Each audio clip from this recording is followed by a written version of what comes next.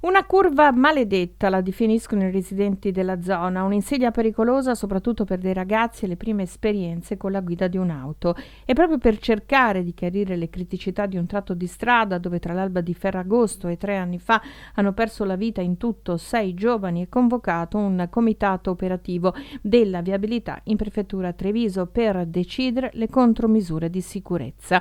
Contromisure che comunque arrivano tardi per i 4 amici poco più che maggiorenni che tra sabato e domenica si sono spenti a Godega di Sant'Urbano nel Trevigiano dopo che la Polo sulla quale viaggiavano, proprio all'altezza della curva incriminata, è uscita di strada ribaltandosi più volte e finendo contro un albero in un fossato. Daniele De Re, del 2004, residente a Ponte della Muda di Cordignano, Marco De Re, 18enne di Cordignano, Exuliano Chellici, 19enne, anche lui di Cordignano, e Daniele Ortolan, 19enne, residente ad Orsago, sono morti sul colpo.